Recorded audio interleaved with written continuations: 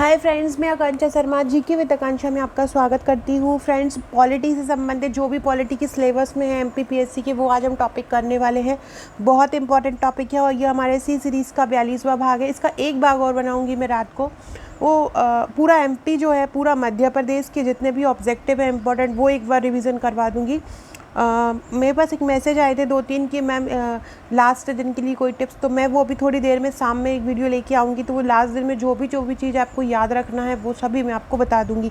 ये टॉपिक बहुत इंपॉर्टेंट था और इससे बहुत ज़्यादा प्रश्न आने की संभावना है, इसलिए मैंने लास्ट में ये टॉपिक निकाल के जल्दी से आपके लिए सोचा कि ये वीडियो भी बना ही दूँ। रात को मैंने एक स्पीडी का वीडियो भी बना दिया ताकि आपका राष्ट्रीय और अंतर्राष्ट्रीय करंट अफेयर्स के टॉपिक कंप्लीट हो जाए। तो चलिए स्टार्ट करते हैं। चैनल को सब्सक्राइब जरूर कीजिएगा ताकि आने वाली वीडियो की इन्फॉर्मेशन आप तक मिलती रहे। ये है आपका 1909 और 1935 के अधिनियम से संबंधित हम क्वेश्चन पढ़ रहे हैं। पहला है, किस अधिनियम के अंतर्गत भारतीय विधान परिषद को बजट पर बहस करने की शक्ति दी गई है? तो बजट पर बहस करने की शक्ति दी गई है भारतीय परिषद अधिनियम 1892 में। किस अधिनियम के अंतर्गत भारतीय विधान परिषद को बजट पर बहस करने की शक्ति दी गई है? तो किस में दी गई है? भारतीय परिषद अधिनियम 1892 में दी गई है। कलकत्ता में सर्वोच्च न्यायालय की स्थापना का प्रावधान किस एक्ट में किया गया है? रेगुलेटिंग एक्ट 1773 में किया गया है। किस एक अधिनियम द्वारा भारत में संघीय न्यायालय, वेरी इंपॉर्टेंट क्वेश्चन, ये जरूर याद रखिएगा कि संघीय न्यायालय की स्थापना किस अधिनियम के तहत की गई है? संघीय न्यायालय की स्थापना 1935 के अधिनियम के तहत की गई है। 1935 के अधिनियम के तहत की गई और 1937 में यह जो न्यायालय बना था। तो संघीय न्यायालय की स्थापना किस अधिनियम के तहत की गई? 1935 के अधिनियम के तहत की गई, याद रखिएगा। तो संघीय न्यायालय की स्थापना 1935 के अधिनियम के तहत की गई थी और 1937 को जो है बन गया था न्यायालय। और पहले मुख्य जो न्यायाधीश बने थे वो बने थे सर मॉरिस गोयर। ये याद रखिएगा, कौन बने थे? सर मॉरिस गोयर बने थे। अगला क्वेश्चन है, भारत का संघीय न्यायालय किस वर्ष स्थापित किया? अभी मैंने पढ़ाया 1937 में। अब आपको ये बताना है कि इनमें से कौन सी सूची सही होती, तो ये पढ़ा देती हूँ, आपको सब समझ में आएगा। नियामक अधिनियम जो होता था, यह रेगुलेटिंग एक्ट 1773 द्वारा सर्वोच्च न्यायालय की स्थापना हुई। पिट्स का जो अधिनियम आया था, पिट्स भारतीय अधिनियम 1784 में, उसमें नियंत्रण परिषद की स्थापना हुई। नियंत्रण परिषद की स्थापना किस अधिनियम में हुई? 1784 के। चार्टर अधिनियम जो 1813 आया था, उसमें मिशन जो इंग्लिश मिशनरी थे उनको भारत में कार्य करने की अनुमति दी। किस अधिनियम में? 1813 में। और 1833 में गवर्नर जनरल में कानूनी सदस्यों की नियुक्ति दी, 1833 में। अगला क्वेश्चन देखते हैं, केंद्र में द्वैत शासन किस अधिनियम के तहत स्थापित किया गया? देखो, दो अधिनियम स्थापित किए गए थे, दो द्वैत शासन, एक प्रांत में किया गया था और एक केंद्र में किया गया था। तो जो केंद्र में किया गया था वो 1935 का अधिनियम था, जो वर्तमान में भी जिसके कुछ सारांश हमारे संविधान में है। और जो प्रांत में किया गया था वो 1919 के अधिनियम में किया गया था। यहाँ पे क्या पूछ रहे हैं? केंद्र में द्वैध अधिनियम पूछ रहे हैं। तो केंद्र में द्वैध अधिनियम भारत सरकार अधिनियम 1935 से के अंतर्गत स्थापित किया गया है। किस अधिनियम ने केंद्र में द्वैध शासन प्रणाली को स्थापित किया? अभी मैंने बताया है 1935। 1919 के भारत शासन के अधिनियम की कौन सी प्रमुख विशेषताएँ हैं? तो देखो, 1919 के पूछ रहे हैं, ये आपको आना है ये क्वेश्चन। तो प्रांतों की कार्यकारिणी सरकार में द्वैध शासन की व्यवस्था, ये सही है। मतलब 1919 का अधिनियम प्रांतों में कार्यकारिणी द्वैध शासन की व्यवस्था करता है। मुसलमानों के लिए पृथक व्यवस्था, ये 1909 का करता है। 1919 का पृथक निर्वाचन नहीं करता। केंद्र द्वारा प्रांतों को विधायिनी शक्ति का हस्तांतरण, ये सही है। तो पहला और तीसरा सही होगा कि प्रांतों में द्वैध शासन और केंद्र ने भी प्रांतों में ही विधायी शक्ति का हस्तांतरण कर दिया था। अगला क्वेश्चन है,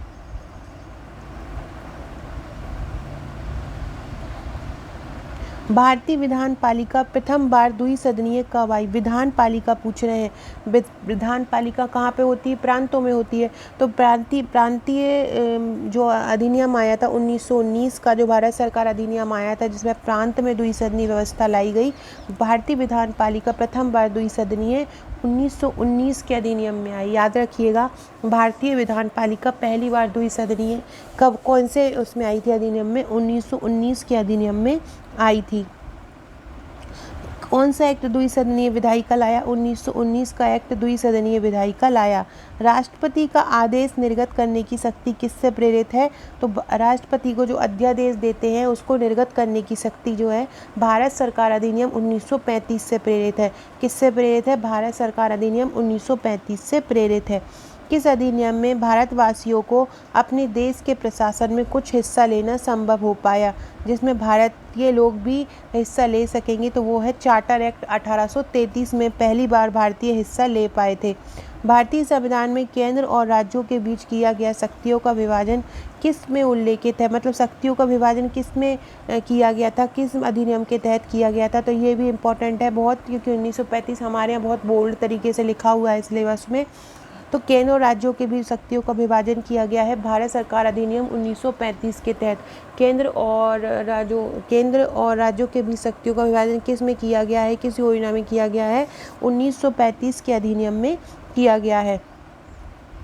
एक संघीय और केंद्र में द्वैत शासन, केंद्र में द्वैत शासन और संघ में द्वैत शासन किस में बताया गया? 1935 के अधिनियम में बताया गया। एक संघीय और केंद्र में द्वैत शासन। अखिल भारतीय महासंघ स्थापित करने का प्रावधान किसमें शामिल है? अखिल भारतीय महासंघ भारत सरकार अधिनियम 1935 में। अखिल भारतीय महासंघ किसमें प्रावधान है? भारत सरकार अधिनियम 1935 में प्रावधान है, याद रखिएगा। अखिल भारतीय महासंघ स्थापित करने का प्रावधान किसमें है? भारत सरकार अधिनियम 1935 में है। अगला क्वेश्चन है, किस एक अधिनियम में भारत में संघीय शासन की व्यवस्था दी थी? भारत सरकार अधिनियम 1935 में संघीय शासन की दी थी। 1935 के अधिनियम द्वारा संघ में अपशिष्ट शक्तियाँ किसको दी हैं? तो 1935 के अधिनियम में जो संघ की जो अपशिष्ट शक्तियाँ थी, जो प्रांतों के पास नहीं थी, वो किसको दी हैं? गवर्नर जनरल को दी गई हैं। किसको दी हैं? गवर्नर जनरल को। अब अगला पूछ रहे हैं, कौन सा एक भारतीय शासन अधिनियम 1935 में स्वीकार किया गया महत्वपूर्ण और स्थायी अवयव नहीं है? तो लिखित संविधान जो है, देश के लिए लिखित संविधान भारत शासन अधिनियम 1935 में नहीं स्वीकारा गया था। तो पहला इसका आंसर हो जाएगा। अगला है, निम्नलिखित में से एक भारत सरकार अधिनियम 1935 की मुख्य विशेषताओं में से एक नहीं है। तो कौन सा नहीं है? देखो, इस अधिनियम में अखिल भारतीय महासंघ का प्रावधान था, सही है। अपशिष्ट विषय प्रांतीय विधायिकाओं को आवंटित किए गए, प्रांतों को नहीं दिए गए थे, संघ को दिए गए थे अपशिष्ट विषय, याद रखिएगा। 1935 के अधिनियम में जो अपशिष्ट विषय थे वो किसको दिए गए थे? वो संघ को दिए गए थे। ये प्रांतीय स्वायत्तता के सूत्रपात का संकेत था, ये भी सही है। इसमें प्रांतीय स्तर पर द्वैत शासन प्रणाली को समाप्त कर दिया, ये भी सही है। 1935 का जब अधिनियम आया था तो उसने 1919 के अधिनियम को समाप्त कर दिया था। 1935 का गवर्नमेंट ऑफ इंडिया एक्ट क्यों महत्वपूर्ण है? क्योंकि यह भारतीय संविधान का मुख्य स्रोत है। क्यों स्रोत है? क्योंकि ये भारतीय संविधान का मुख्य स्रोत है। किस अधिनियम के फलस्वरूप बर्मा भारत से अलग हुआ था? तो वही 1935 के जो अधिनियम के तहत ही बर्मा भारत से अलग हुआ था। कब अलग हुआ था बर्मा भारत से? गवर्नमेंट ऑफ इंडिया एक्ट 1935 के तहत, मतलब 1935 के अधिनियम के तहत। 1937 के चुनावों में कितने प्रांतों में कांग्रेस का मंत्रिमंडल बना था? तो 6 प्रांतों में मंत्रिमंडल गठित किए गए थे। कितने में किए गए थे? 6 प्रांतों में मंत्रिमंडल गठित किए गए थे। अगला क्वेश्चन है, एक निर्वाचित सभा द्वारा भारत के संविधान का निर्माण करने का प्रस्ताव किसने दिया? तो एक निर्वाचित समिति, संविधान सभा के क्वेश्चन आ गए। संविधान सभा द्वारा भारत के संविधान का निर्माण करने का प्रस्ताव दिया क्रिप्स मिशन ने। किसने दिया? संविधान सभा द्वारा भारत के संविधान का निर्माण करने का प्रस्ताव क्रिप्स मिशन ने दिया। अगला क्वेश्चन है, भारत में उपनिवेशी शासन के संदर्भ में 1883 में इल्बर्ट बिल का क्या उद्देश्य था? तो इल्बर्ट बिल का क्या उद्देश्य था? जहाँ तक अदालतों की दांडिक अधिकारिता का संबंध था, भारतीय तथा यूरोपीय लोगों को बराबरी दी जाए। क्या था? भारतीय और यूरोपीय लोगों को बराबरी दी जाए। कैबिनेट मिशन योजना के अंतर्गत संविधान निर्मात्री परिषद में प्रत्येक प्रांत को आवंटित सदस्य संख्या निर्धारित करने के लिए एक प्रतिनिधि कितनी जनसंख्या के अनुपात में था? मतलब एक प्रतिनिधि जो चुना जाना था, कितनी जनसंख्या पर एक व्यक्ति को चुना जाना था कैबिनेट मिशन में? तो 10 लाख व्यक्ति पर एक व्यक्ति प्रतिनिधि, एक प्रतिनिधि के विधायक चुनते हैं हम एक जिले से, एक जगह से। तो वही पूछ रहे हैं कि कितने व्यक्तियों पर एक प्रतिनिधि चुना जाएगा? 10 लाख व्यक्तियों पर एक प्रतिनिधि चुना जाएगा। अगला क्वेश्चन है, इन व्यक्तियों में कौन कैबिनेट मिशन का सदस्य नहीं था? तो देखो, पैथिक लॉरेंस भी थे, स्टीफोर्ड क्रिप्स भी थे, एवी अलेक्जेंडर भी थे। विलियम वुड कैबिनेट मिशन का सदस्य नहीं था, विलियम वुड नहीं था। भारतीय संविधान सभा का गठन किसके अंतर्गत किया गया था? ये अब संविधान सभा आपके में सिलेबस में है तो ये आ सकता है।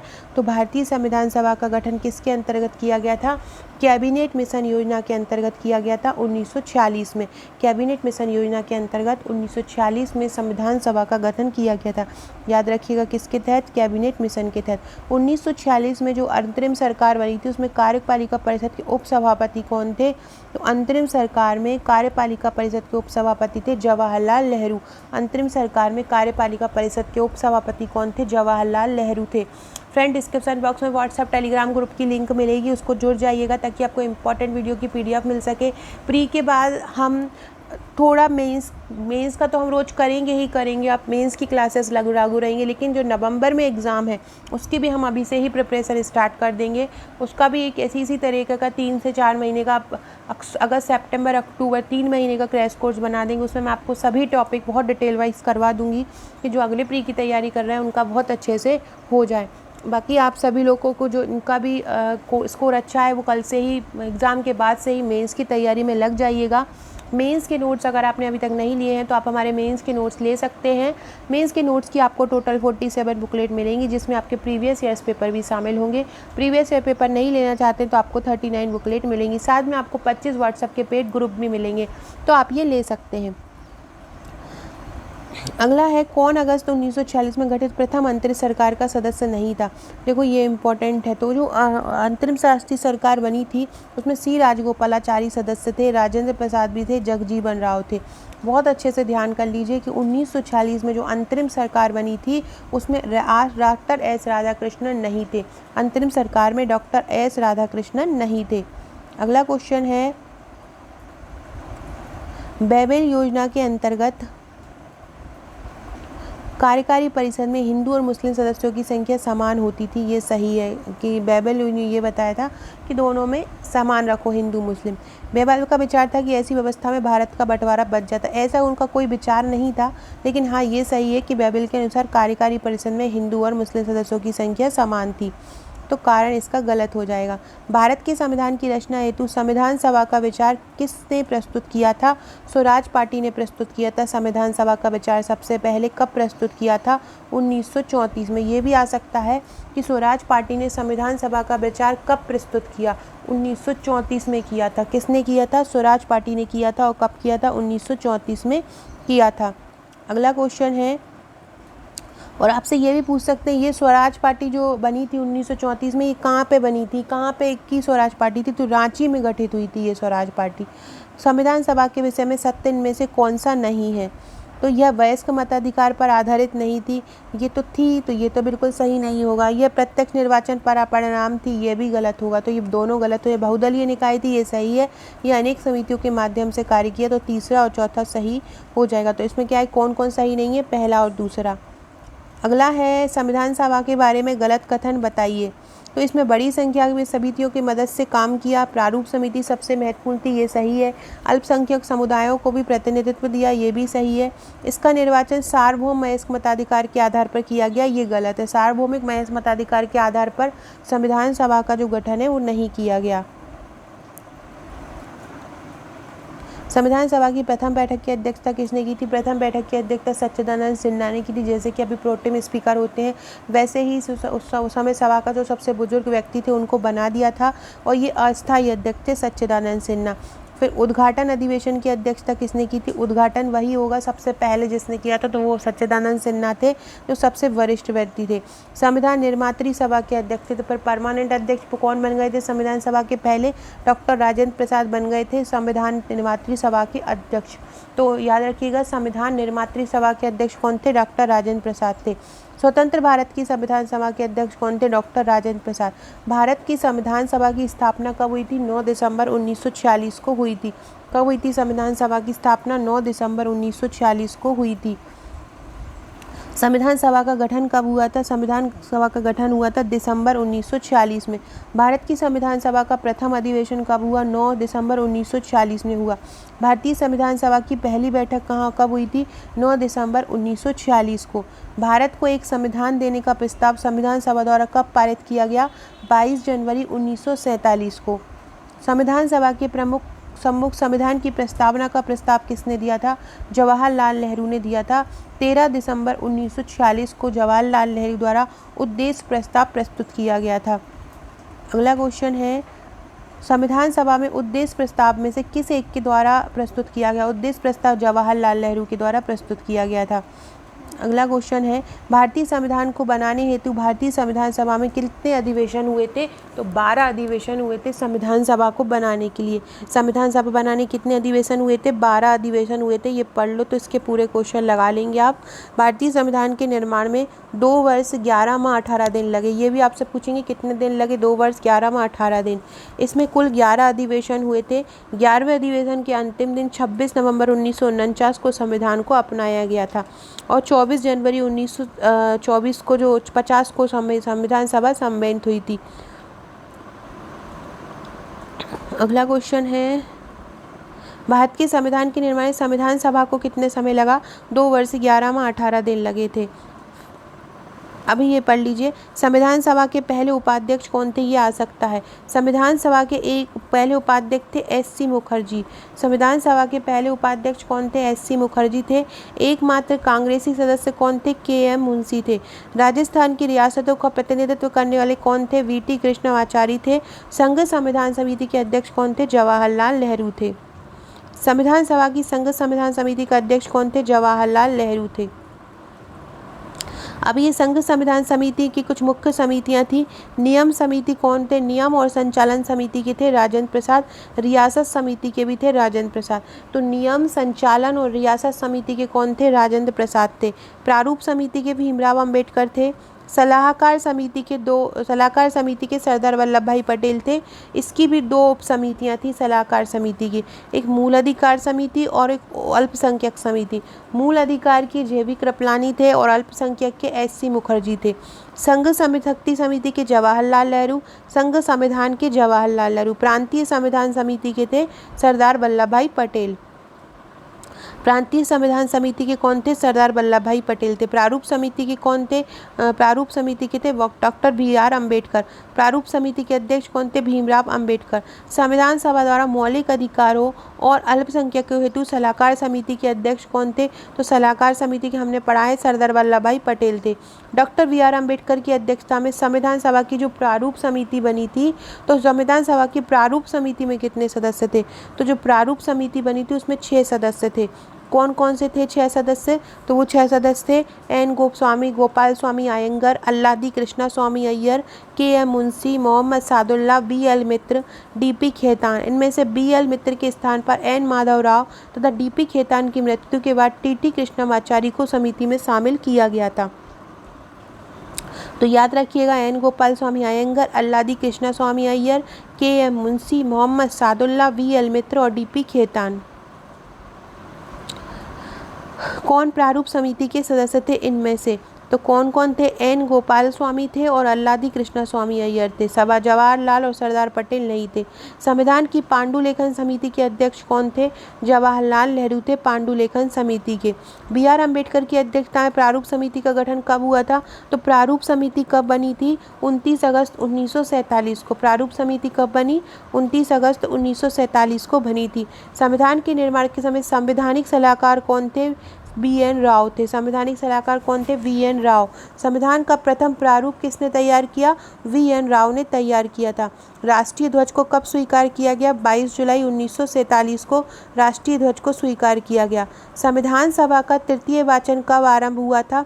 तो तृतीय वाचन हुआ था 17 नवंबर 1949 से हुआ था और 26 नवंबर 1949 तक चला था। 17 से 26 नवंबर तक चला था। अगला क्वेश्चन है, भारत का संविधान पूर्ण रूप से कब तैयार हुआ? 26 नवंबर 1949 को तैयार हो गया था। भारतीय संविधान को संविधान सभा द्वारा कब अंगीकृत किया गया? 26 नवंबर 1949 को अंगीकृत किया गया। संविधान किस तिथि को अपनाया गया? 26 नवंबर 1949।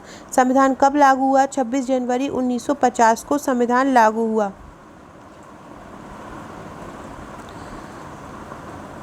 इसके बाद 26 जनवरी को क्यों लागू किया गया था? क्योंकि कांग्रेस ने इस तिथि को 1930 में स्वतंत्रता दिवस मनाया था। भारतीय संविधान को किसके द्वारा अपनाया गया? संवैधानिक सभा के द्वारा अपनाया गया 26 नवंबर 1949 को। संविधान सभा द्वारा भारतीय संविवाद को स्वीकृत कब किया गया था? 26 नवंबर 1949 को। स्वीकृत बोल रहे हैं, लागू नहीं बोल रहे हैं। 26 नवंबर 1949 को किसके द्वारा यह अधिनियमित किया गया? संविधान सभा द्वारा किया गया था। भारत का संविधान कब अंगीकृत हुआ? 26 नवंबर 1949 को। B.R. अम्बेडकर का संविधान सभा में निर्वाचन कहाँ से हुआ था? बम्बई प्रेसिडेंसी से हुआ B.R. अम्बेडकर का। B.R. अम्बेडकर का जन्म और मृत्यु कब हुई? 1891 में जन्म और 1956 में मृत्यु हुई थी।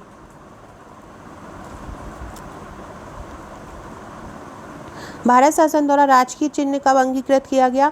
26 जनवरी 1950 को राजकीय चिन्ह अंकित किया गया। जनगण मन को राष्ट्रगान के रूप में कब अपनाया? 1950 में अपनाया। कब अपनाया? 1950 में अपनाया। संविधान सभा में वयस्क मताधिकार को 50 वर्ष के लिए स्थगित करने की किसने बात की थी? मौलाना आज़ाद ने। कब किसने बात की थी? मौलाना आज़ाद ने 50 वर्ष के लिए स्थगित करने की बात की थी। किसने सुझाव दिया था कि भारत की स्वतंत्रता के बाद भारतीय राष्ट्रीय कांग्रेस को एक राजनीतिक दल के रूप में भंग कर देना चाहिए? महात्मा गांधी ने कहा था। अपनी राष्ट्रवादी प्रतिक्रिया में भारतीय संविधान के निर्माताओं में अल्पसंख्यकों के हितों तथा भावनाओं के महत्व को कम करके आंका जाता है। यह किसका कथन है?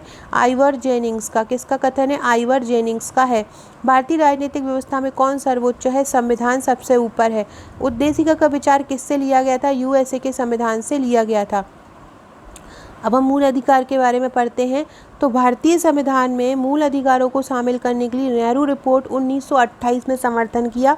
ये वाला ही एक सही है। किसने समर्थन किया था मूल अधिकारों को शामिल करने के लिए? नेहरू रिपोर्ट जो 1928 में आई थी उसने समर्थन किया था। किसको संविधान द्वारा मौलिक अधिकारों को लागू करने की शक्ति दी गई?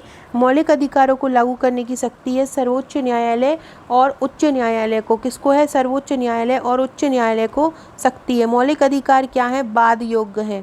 मौलिक अधिकार कैसे हैं? बाध योग्य हैं। नागरिकों को मौलिक अधिकार किस अनुच्छेद में दिए गए हैं? अनुच्छेद 12 से 35 तक दिए गए हैं। अनुच्छेद 12 से 35 मौलिक अधिकार के बारे में वर्णन है। भारत के राष्ट्रपति की निलंबित करने की किसकी शक्ति? अनुच्छेद 19 और अनुच्छेद 21 से।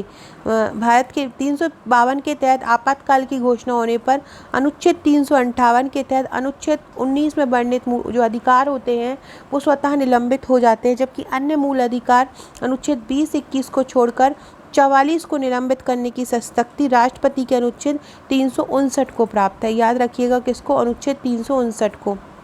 मौलिक अधिकार क्या होते हैं? आपातकालीन स्थिति में भी निलंबित किए जा सकते हैं। कौन से होते हैं? आपातकालीन स्थिति में निलंबित किए जाते हैं मौलिक अधिकार। अगला क्वेश्चन है, किस अनुच्छेद द्वारा भारतीय संविधान नागरिकों को मूल अधिकार निश्चित करता है? अनुच्छेद 12 से 35। भारतीय नागरिकों के मौलिक अधिकार 12 से 35। मौलिक अधिकार के संबंध में निम्न कथनों पर विचार कीजिए। तो ये राज्य कृत्य के विरुद्ध एक गारंटी है। बिल्कुल सही है। ये संविधान के भाग 3 में वर्णित है। ये भी ध्यान रखिएगा।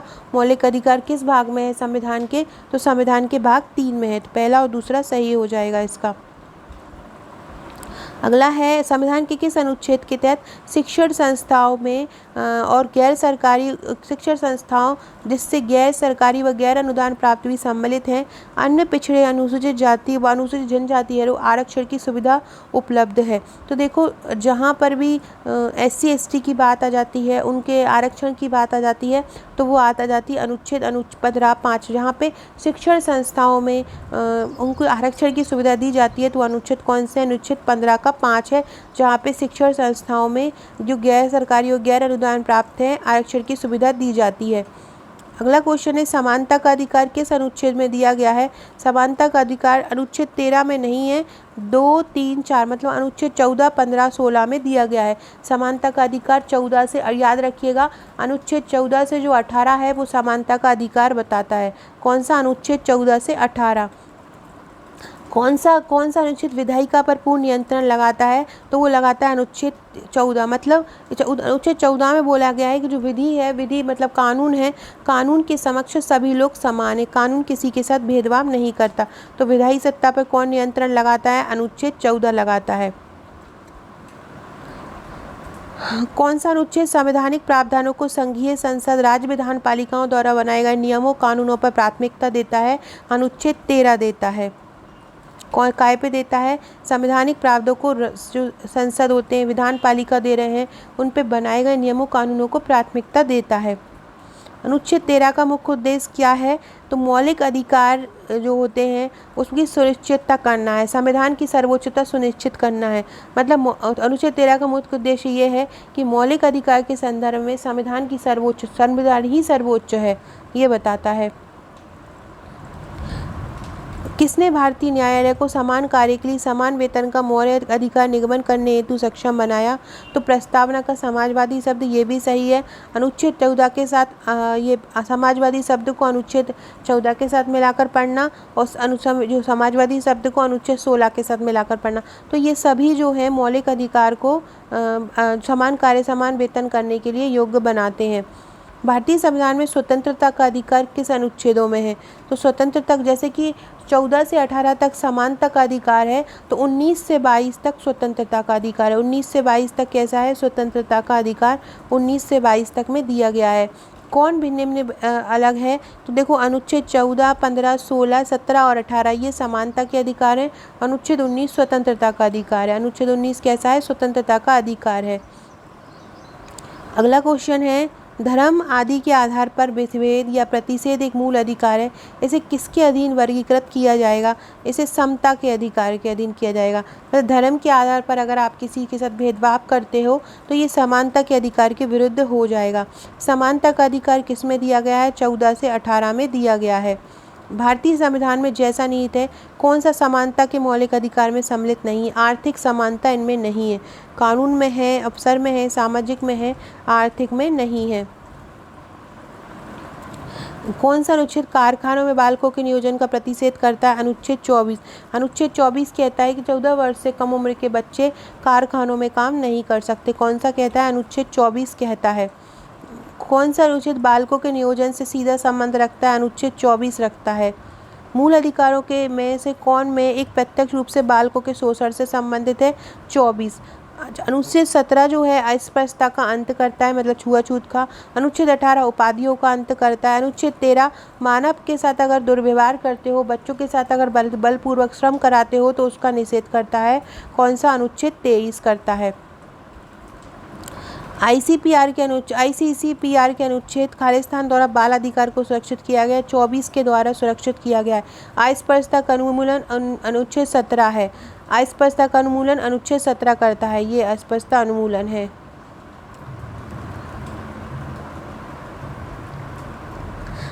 छुआछूत उन्मूलन या अस्पृश्यता उन्मूलन एक ही बात होती है। इसके बाद है, किस आधार के कारण नागरिक भी विचार अभिव्यक्ति की स्वतंत्रता पर प्रतिबंध नहीं लगाया जा सकता? तो भारत की संप्रभुता, लोक व्यवस्था, न्यायपालिका का अपमान, अवांछित आलोचना, इन सभी के आधार पर ये विचार अभिव्यक्ति की स्वतंत्रता है, इसको रोक नहीं सकते हैं व्यक्ति की, वो अपने विचार के लिए स्वतंत्र है। अनुच्छेद 21 जो है व्यक्ति की विदेश यात्रा को संरक्षण देता है। याद रखिएगा कौन सा अनुच्छेद व्यक्ति की विदेश यात्रा को संरक्षण देता है? तो अनुच्छेद 21। अनुच्छेद 21 व्यक्ति की विदेश यात्रा को संरक्षण देता है। कौन सा अधिकार अनुच्छेद 19(1)(d) को अनुच्छेद 21 से मिलकर पढ़ने पर प्राप्त होता है? एकांतता का अधिकार। एकांत में व्यक्ति रह सकता है, तो अनुच्छेद 19(1) से अनुच्छेद 21 को मिलाने पर एकांतता का अधिकार प्राप्त होता है। अगला क्वेश्चन है, अनुच्छेद 25 के अनुसार धर्म स्वातंत्र्य का अधिकार किसके अधीन नहीं है? मानव के। धर्म स्वतंत्रता का जो अधिकार है वो मानववाद के अधीन नहीं है, मानववाद के अधीन नहीं होता है। सिखों द्वारा जो कृपाण धारण किया जाता है वो किस अनुच्छेद के तहत स्वतंत्रता दी गई है? अनुच्छेद 25। अनुच्छेद 25 के तहत सिखों को कृपाण धारण करने की स्वतंत्रता दी गई है। अनुच्छेद 25 का संबंध है धर्म की स्वतंत्रता से। अनुच्छेद 23 जो है मानव के बलपूर्वक श्रम का प्रतिषेध करता है। 24 कारखानों में बालकों के नियोजन का प्रतिषेध करता है। अनुच्छेद 26 जो है धार्मिक कार्यों में प्रबंध की स्वतंत्रता देता है। अनुच्छेद 26 क्या करता है? धार्मिक कार्यों में प्रबंध की स्वतंत्रता देता है। और अनुच्छेद 29 क्या करता है? शिक्षण संस्थानों की स्थापना और प्रशासन करने का अल्पसंख्यक वर्ग का अधिकार देता है। कौन सा? अनुच्छेद 29। ये सभी इसके सही है। भारतीय संविधान के अनुच्छेद 32 के अंतर्गत क्या प्रवर्तित किए जा सकते हैं? मौलिक अधिकार। भारतीय संविधान के अनुच्छेद 32 के अंतर्गत क्या प्रवर्तित कर सकते हैं? मौलिक अधिकार को कर सकते हैं। मौलिक अधिकार का संरक्षक कौन होता है? न्यायपालिका होती है। अगला क्वेश्चन है, अनुच्छेद 32 को जो अंबेडकर जी हैं उन्होंने संविधान की आत्मा कहा है। ये पूछते हैं कि किस अनुच्छेद को संविधान की आत्मा कहा है अंबेडकर ने, या किसने कहा है अनुच्छेद 32 को संविधान की आत्मा? बी.आर. अंबेडकर ने।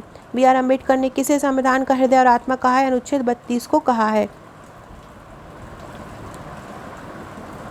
अगला क्वेश्चन है, व्यक्तिगत स्वतंत्रता के अधिकार के लिए कौन सी रिट याचिका दायर की जा सकती है? व्यक्तिगत स्वतंत्रता के लिए हैवियस कार्पस रिट दायर की जा सकती है। व्यक्तिगत स्वतंत्रता के लिए कौन सी की जा सकती है? हैवियस कार्पस जो रिट है वो दायर की जा सकती है। व्यक्तिगत स्वतंत्रता के लिए वंदी प्रत्यक्षीकरण को ही हैवियस कार्पस बोलते हैं, तो ये दायर की जाती है। अगला क्वेश्चन है, किस वाद ने संसद को मौलिक अधिकारों में संशोधन का अधिकार दिया? केशवानंद भारतीवाद। केशवानंद भारतीवाद ने संसद को मौलिक अधिकारों में संशोधन का अधिकार दिया। केशवानंद भारतीवाद जब आया था तो उसके जो उसने पक्ष दिए उसके थ्रू मौलिक अधिकारों में भी संशोधन किया जा सकता है।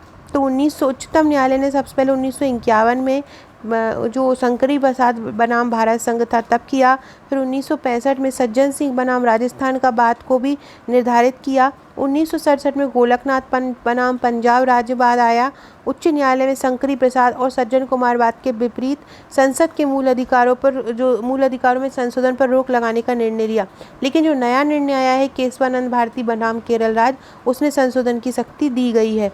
तो सर्वोच्च न्यायालय संविधान की बुनियादी ढांचा सिद्धांत का प्रतिपादन किसने किया? केशवानंद भारती बनाम केरल ने। भारतीय संविधान की मूल संरचना की सिद्धांत की रूपरेखा किसने प्रतिपादित की थी? तो वो किसकी है? केशवानंद भारती बनाम केरल ने।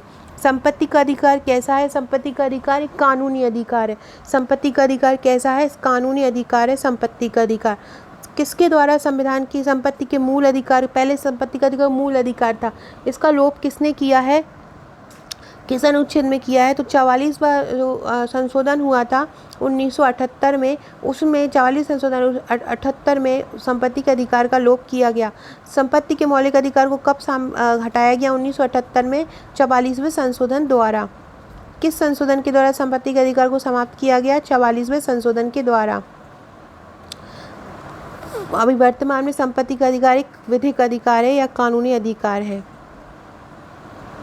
ये पढ़ चुके हैं। भारतीय संविधान कौन सा अधिकार प्राप्त नहीं देता है? समान आवास का अधिकार प्रदान नहीं करता है।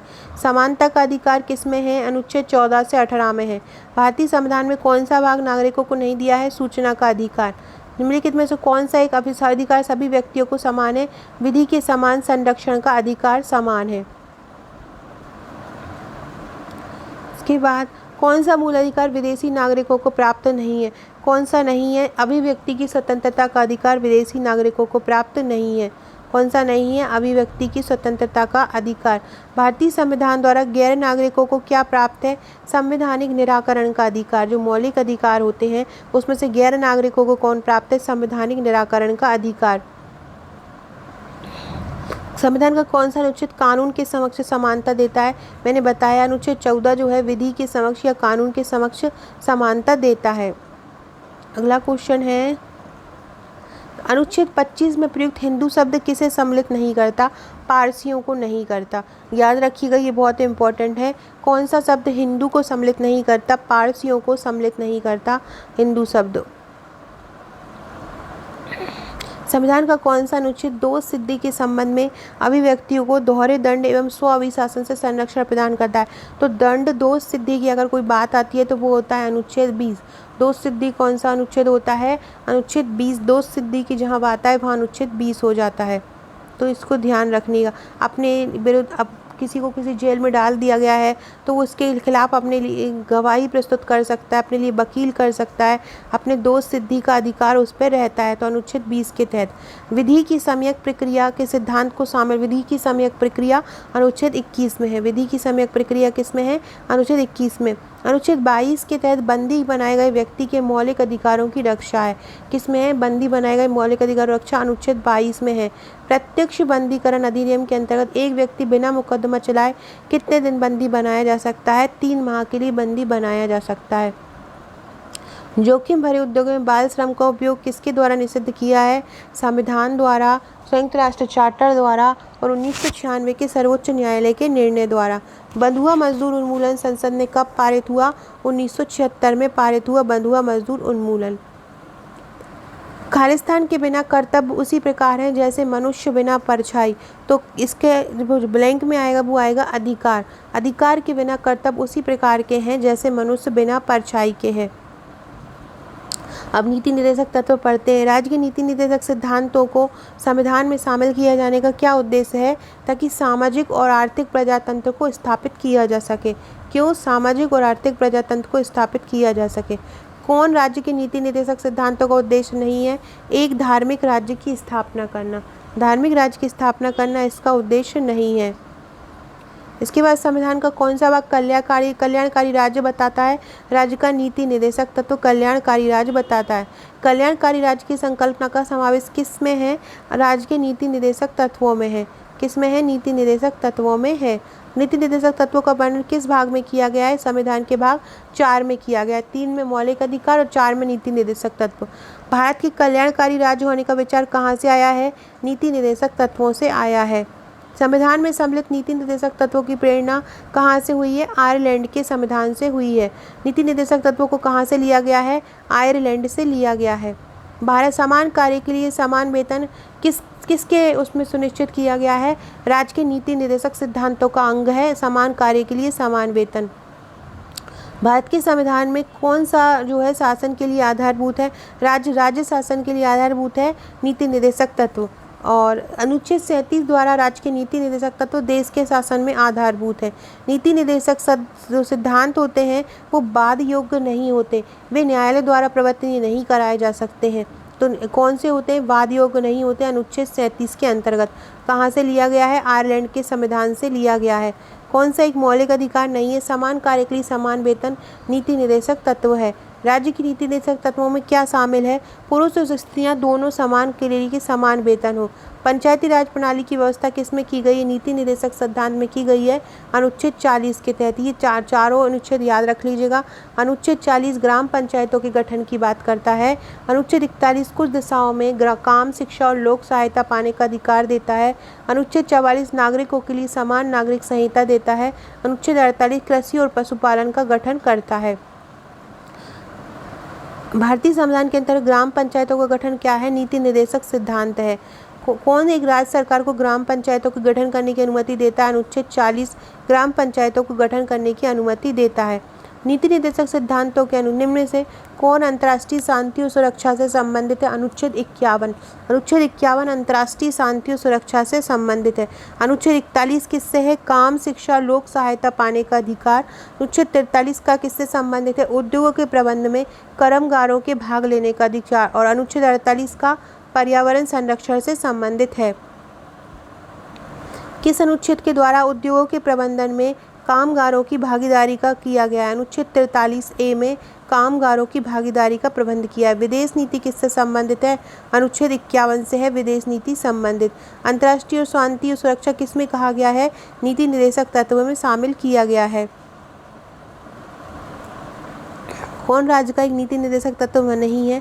14 वर्ष की आयु तक बच्चों को निःशुल्क शिक्षा, ये मौलिक अधिकार है, ये और मौलिक कर्तव्य है, नीति निर्देशक तत्व नहीं है। निर्देशक तत्व क्या होते हैं? निर्देशक तत्व अवाद योग्य होते हैं, उनका वाद नहीं किया जा सकता है, उनके बारे में बोला नहीं जा सकता है। अगला क्वेश्चन है, कौन सा नीति निर्देशक तत्व है? समान नागरिक संहिता नीति निर्देशक तत्व है। याद रखिएगा, कौन सा है? समान नागरिक संहिता नीति निर्देशक तत्व है। राज्य के नीति निर्देशक तत्व एक ऐसा चेक है जो बैंक की सुविधा अनुसार अदा किया जाता है। ये किसने कहा था? ये केटी साहा ने कहा था। किसने कहा था? केटी साहा ने बोला था नीति निर्देशक तत्व एक ऐसा चेक है जो बैंक की सुविधा अनुसार अदा किया जाता है। अगला क्वेश्चन है, कौन सा एक राज्य की नीति निर्देशक तत्वों में नहीं है? तो अस्पृश्यता उन्मूलन जो है मौलिक अधिकार है। फ्रेंड्स, वीडियो को शेयर जरूर करते जाइएगा अगर आपको वीडियो अच्छा लगता है। अब हम मूल कर्तव्यों के बारे में पढ़ते हैं। भारत की प्रभुता, एकता और अखंडता की रक्षा करने और उसे अक्षुण्ण रखने के मूल कर्तव्य को किस स्थान पर रखा गया है? तीसरे स्थान पर रखा गया। मूल कर्तव्य किस स्थान पर है?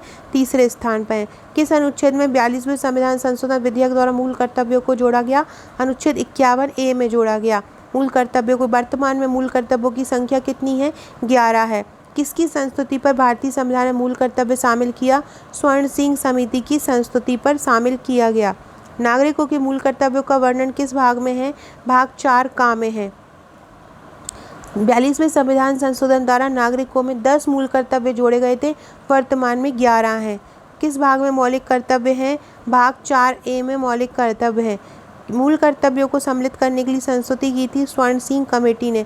मौलिक कर्तव्यों को शामिल कब किया गया था? 1976 में शामिल किया गया था। इसके बाद संविधान के किस अनुच्छेद में मौलिक कर्तव्य सम्मिलित है? अनुच्छेद 51 का में। 42वें संविधान संशोधन द्वारा नागरिकों के मौलिक कर्तव्यों को शामिल किया गया है। 42वें संविधान संशोधन में 10 आचार आदेश बनाए गए, उनको क्या बोलते हैं? मौलिक कर्तव्य बोलते हैं। संवैधानिक संशोधन कौन सा संबंधित है मौलिक कर्तव्य से? 42वां। भारतीय संविधान के मौलिक कर्तव्य किस संविधान संशोधन से लिए गए हैं?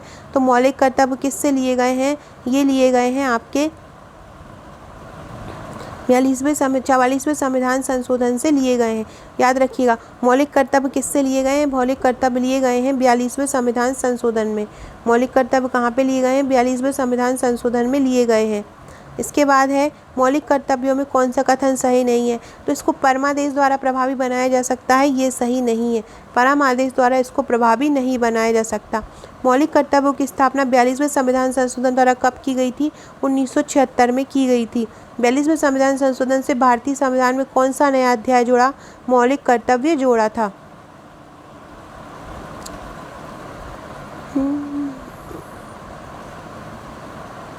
भारतीय संविधान के अंतर्गत मौलिक कर्तव्यों में क्या सम्मिलित नहीं है?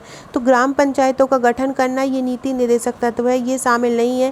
देखिए, कर्तव्य जो हमारी ड्यूटीज़ होती हैं, एक मोरल वैल्यूज़ होती हैं, वो इसमें आ जाता है। जैसे कि देश की रक्षा करना, राष्ट्र की सेवा करना, हमारी संस्कृति की रक्षा करना, सार्वजनिक संपत्ति की सुरक्षा करना, तो ये सब इसमें आ जाएगा। इसके बाद है, भारत के प्रत्येक नागरिक का कर्तव्य होगा कि वो प्राकृतिक पर्यावरण और संरक्षण सुधार करे। ये किस में है? अनुच्छेद 51 का में है। किस एक का संरक्षण भारतीय नागरिक का मूल कर्तव्य है? वन्य प्राणी का संरक्षण भारतीय नागरिक का मूल कर्तव्य है। भारतीय संविधान में कितने मौलिक कर्तव्य हैं? वर्तमान में 11 हैं, मूल रूप से 10 थे। इनमें से कौन सा नहीं है? तो राष्ट्रीय ध्वज का आदर करना मौलिक कर्तव्य है। सभी लोगों के मध्य भाईचारे का भाव विकसित करना, ये भी है। अपने माता पिता और गुरुओं का आदर करना और हमारी संस्कृति की रक्षा करना, माता पिता और गुरुओं की आदर करना, ये मौलिक कर्तव्य में शामिल नहीं किया गया है।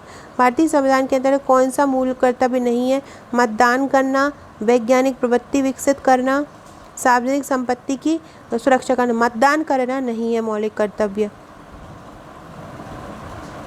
उसके बाद अब आ गया आपका राष्ट्रपति। एक बार ये भी ध्यान से पढ़ लीजिएगा कि कौन से भाग में क्या क्या है। भाग 2 में नागरिकता है, भाग 3 में मौलिक अधिकार है, भाग 4 में राज्य की नीति निर्देशक तत्व है और 4A में है मौलिक कर्तव्य। 4A में है, याद रखिएगा। अब राष्ट्रपति के बारे में पढ़ते हैं। देखो, ये राष्ट्रपति का एक ट्रिक है। पका चुनरी का पुनर्योग सत शपथ विनियोग। पका मतलब पद, अनुच्छेद 52 में, अनुच्छेद 52 से स्टार्ट हो जाता है राष्ट्रपति का। पका मतलब का में आ जाएगा कार्य, तो अनुच्छेद 53 में कार्यपालिका शक्ति रहेगी। तो पद अनुच्छेद 52 में रहेगा, कार्यपालिका शक्ति अनुच्छेद 53 में रहेगी। चुनरी चू से आ जाएगा चुनाव 54 में, ना से निर्वाचन 55 में, और री से आ जाएगा कार्य, री से निर्वाचन में आ जाएगा, निर्वाचन में नरी आ जाएगा 55, का से कार्यकाल आ जाएगा 56, पू से पुनर्निर्वाचन हो जाएगा और योग से योग्यता हो जाएगी। राष्ट्रपति के बारे में हम पढ़ते हैं। देखो, अनुच्छेद 53 के तहत संघ की कार्यपालिका शक्ति राष्ट्रपति में होती है। संघीय कार्यपालिका का जो मुखिया होता है वो राष्ट्रपति होता है। अनुच्छेद 74(1) के तहत राष्ट्रपति अपने कृत्यों का प्रयोग मंत्रिपरिषद की सलाह पर करता है। भारत के राष्ट्रपति का निर्वाचन किसके द्वारा होता है? अप्रत्यक्ष मतदान द्वारा होता है। याद रखिएगा, राष्ट्रपति का निर्वाचन कैसे होता है? तो राष्ट्रपति का निर्वाचन अप्रत्यक्ष मतदान द्वारा होता है। अप्रत्यक्ष मतदान द्वारा कैसे होता है? एकल संक्रमणी पद्धति के द्वारा होता है। इसे निर्वाचन में मतदान गुप्त होता है। अनुच्छेद 54 के अनुसार निर्वाचक गणों में संसद के दोनों सदनों के निर्वाचित सदस्य, संसद के दोनों सदन मतलब राज्यसभा और लोकसभा के निर्वाचित सदस्य होते हैं और राज्य विधानसभाओं के निर्वाचित सदस्य होते हैं। संसद के दोनों राष्ट्रपति के चुनाव में कौन कौन शामिल होता है? संसद के दोनों सदनों के निर्वाचित सदस्य और विधानमंडलों के निर्वाचित सदस्य। राष्ट्रपति के निर्वाचन में जनता भाग नहीं लेती है, इसलिए इसको अप्रत्यक्ष निर्वाचन बोलते हैं। अगला है, राष्ट्रपति का चुनाव कैसे किया जाता है? एकल हस्तांतरण पद्धति द्वारा किया जाता है। कौन सी एकल हस्तांतरित पद्धति द्वारा किया जाता है? राष्ट्रपति के निर्वाचन मंडल में कौन कौन शामिल होते हैं? तो सबसे पहले होते हैं संसद के दोनों सदनों के निर्वाचित सदस्य, सभी राज्यों की विधानसभाओं के, विधान मंडलों के नहीं होते क्योंकि विधान परिषद के नहीं होते, विधानसभाओं के होते हैं, और दिल्ली और पांडिचेरी विधानसभाओं के निर्वाचित सदस्य। तो 1, 3, 4 इसका सही हो जाएगा। कौन भारत के राष्ट्रपति के निर्वाचित सदस्यों में शामिल नहीं है? लोकसभा सदस्य शामिल हैं, राज्यसभा के निर्वाचित सदस्य शामिल हैं, विधान परिषद के इसमें शामिल नहीं होते। याद रखिएगा, कौन नहीं होते? विधान परिषद के शामिल नहीं होते हैं। तो ये चुनाव से संबंधित क्वेश्चन हो गए हैं, ये ध्यान रखिएगा। आपसे अगर ये पूछा जाए कि जो राष्ट्रपति के उम्मीदवारों का प्रस्ताव का अनुसमर्थन किसके द्वारा किया जाना चाहिए, तो 50 निर्वाचक को होना चाहिए और 50 अनुमोदक होना चाहिए। 50-50 होना चाहिए, अब 50 कर दिया है। 50 निर्वाचक और 50 अनुमोदक। राष्ट्रपति के निर्वाचन में राज्य का मुख्यमंत्री मतदान करने के लिए पात्र नहीं होता। कौन पात्र नहीं होता? यदि वह राज्य विधानमंडल के उच्च सदन का सदस्य होता है। राष्ट्रपति के उम्मीदवार के लिए आवश्यक नहीं है, क्या नहीं है? कि पढ़ा लिखा हो। ये ऐसी कोई शर्त दी नहीं है कि पढ़ाई लिखाई हो। तो क्या है योग्यता? ये पढ़ लीजिए। भारत का नागरिक हो, 35 वर्ष की उम्र पूरा कर चुका हो, लोकसभा सदस्य निर्वाचित होने की योग्यता रखता हो। ये राष्ट्रपति के लिए शर्तें हैं। अगला क्वेश्चन है, एक सांसद तथा विधानसभा का सदस्य राष्ट्रपति निर्वाचित हो सकता है, लेकिन निर्वाचित होने के बाद उसे अपनी सदस्यता छोड़नी होगी। ये इसकी शर्त है। भारतीय संविधान का कौन सा राष्ट्रपति पद के लिए पुनः निर्वाचन की योग्यता रखता है? तो 57, अनुच्छेद 57 जो है पुनः निर्वाचन की योग्यता रखता है। 57 से याद रखिएगा, सत्ता में आने की पुनः, तो पुनः निर्वाचन को क्या बोलेंगे? 57। 57 से मतलब पुनः सत्ता में आने की योग्यता रखता है। अगर भारत के राष्ट्रपति के चुनाव में कोई विवाद है तो उस विवाद को किसको सौंपा जा सकता है? सर्वोच्च न्यायालय को सौंपा जा सकता है। राष्ट्रपति 5 वर्ष तक अपने पद पर रहता है। संविधान के किस अनुच्छेद के तहत राष्ट्रपति पर महाभियोग लगाया जा सकता है? अनुच्छेद 61 के तहत। किसके तहत लगाया जा सकता है राष्ट्रपति पर महाभियोग? अनुच्छेद 61 के तहत राष्ट्रपति पर महाभियोग लगाया जा सकता है। राष्ट्रपति को उसके पद से किसके द्वारा हटाया जा सकता है? संसद द्वारा, महाभियोग के द्वारा। राष्ट्रपति अपना त्यागपत्र किसे सौंप सकता है? उपराष्ट्रपति को सौंप सकता है। किसको संबोधित करके देख सकता है? उपराष्ट्रपति को संबोधित करके देख सकता है। राष्ट्रपति को महाभियोग किसके अनुच्छेद 61 के द्वारा। राष्ट्रपति को कार्यावधि की समाप्ति के पूर्व भी पद से हटाया जा सकता है। किसके द्वारा? महाभियोग द्वारा। महाभियोग का आरोप किसके द्वारा लगाया जा सकता है? किसी भी सदन में लगाया जा सकता है। एक सदस्य उसका अभियोग लगाएगा, दूसरा सदन उस पर जांच करेगा। भारत के राष्ट्रपति पर महाभियोग लगाने का अधिकार किसको है? संसद के दोनों सदनों में से कोई भी लगा सकता है। महाभियोग की प्रक्रिया किस प्रकार की है? महाभियोग की जो प्रक्रिया है वो अर्ध न्यायिक है। कैसी है? अर्ध न्यायिक है। राष्ट्रपति के निर्वाचक गण का जो भाग होता है, परंतु उसके महाभियोग का नहीं होता। राष्ट्रपति की विधानसभा, राज्य की विधानसभाएं उनके महाभियोग में नहीं भाग ले सकती हैं। भारत के राष्ट्रपति पर महाभियोग चलाने के लिए कम से कम कितने दिन पूर्व सूचना आवश्यक है? 14 दिन पूर्व की 14 दिन पहले सूचना आवश्यक होती है। कितने दिन पहले? 14 दिन पूर्व पहले आवश्यक होती है। राष्ट्रपति का रिक्त पद 6 माह में भर लेना चाहिए।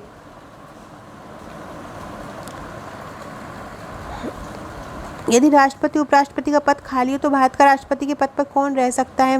मुख्य न्यायाधीश भारत के रह सकते हैं।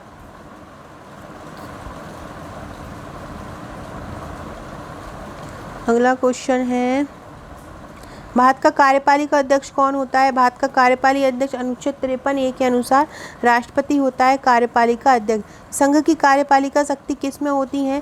कार्यपालिका शक्ति अनुच्छेद 53 के अंतर्गत राष्ट्रपति में होती है। समस्त कार्यपालिका शक्ति राष्ट्रपति में होती है। केंद्रीय सरकार की अधिशासी शक्तियों भी भारत के राष्ट्रपति के पास होती हैं। किसके पास होती हैं? भारत के राष्ट्रपति के पास होती हैं। कौन भारतीय गणतंत्र का प्रमुख है? भारत का राष्ट्रपति भारतीय गणतंत्र का प्रमुख है। कौन है भारतीय गणतंत्र का प्रमुख? भारतीय का राष्ट्रपति जो है वो गणतंत्र का प्रमुख है।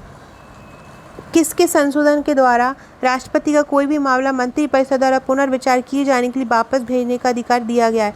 44वें संविधान संशोधन में ये भेजा गया है, बोला गया है कि राष्ट्रपति का कोई भी मामला मंत्रिपरिषद द्वारा पुनर्विचार के लिए भेजा जा सकता है। राष्ट्रपति लोकसभा को कब भंग कर सकते हैं? केंद्रीय मंत्रिमंडल के कहने पर। राज्यसभा और लोकसभा और राज्यसभा की संयुक्त बैठक किसके द्वारा बुलाई जाती है? राष्ट्रपति द्वारा बुलाई जाती हैं। किसके द्वारा बुलाई जाती है? राष्ट्रपति द्वारा। भारत के राष्ट्रपति ने जिस एकमात्र मामले में अपनी वीटो की शक्ति का उपयोग किया वह कौन था? भारतीय डाकघर विधेयक था और 1986 में ज्ञानी जेल सिंह ने इसका उपयोग किया था। पहली बार किसने अपनी वीटो शक्ति का प्रयोग किया था? 1986 में ज्ञानी जेल सिंह ने किया था। भारतीय डाकघर संशोधन विधेयक में, याद रखिएगा किसने किया? ज्ञानी जेल सिंह ने। कब किया? 1986 में। पेप्सू विनियोग विधेयक 1954 में राजेंद्र प्रसाद के द्वारा लाया गया था। भारतीय संसद का संयुक्त अधिवेशन किसके द्वारा लाया जाता है? राष्ट्रपति के द्वारा लाया जाता है। 1986 में ज्ञानी जेल सिंह ने अपनी जो जेबी शताधिकार का उपयोग किया था।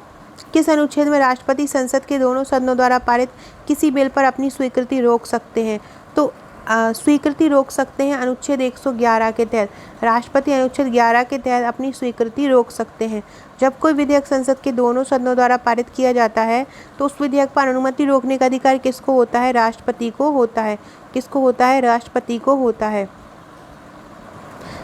जब केंद्रीय मंत्रिमंडल ने 2002 में चुनावी सुधारों पर अध्यादेश में बिना किसी बदलाव के राष्ट्रपति को भेजा तो कौन सा अनुच्छेद के अंतर्गत उसने अपनी सहमति दी? अनुच्छेद 123 के अंतर्गत। संविधान के किस अनुच्छेद के अंतर्गत भारत के राष्ट्रपति को अध्यादेश जारी करने की शक्ति प्राप्त है? अनुच्छेद 123 के तहत अध्यादेश जारी करने की शक्ति प्राप्त है। एक अध्यादेश संसद के सत्र शुरू होने के बाद कितने समय तक रखा जा सकता है? 6 सप्ताह तक रखा जा सकता है। संविधान असाधारण परिस्थितियों में राष्ट्रपति को राज्यपाल के कृत्यों को निर्वहन करने की, जब ये राज्यपाल के साथ कुछ हो गया हो तो राष्ट्रपति उनके कुछ आम दायित्व को निभा सकता है। किस अनुच्छेद के तहत? अनुच्छेद 160 के तहत निभा सकता है। भारत का राष्ट्रपति किसकी नियुक्ति नहीं करता है? भारत का राष्ट्रपति उपराष्ट्रपति की नियुक्ति नहीं करता है। अनुच्छेद 66 के अनुसार उपराष्ट्रपति का निर्वाचन होता है। राष्ट्रपति किसकी नियुक्ति करता है? न्यायवादी, राज्यपाल, कैग सबकी नियुक्ति करता है इनकी।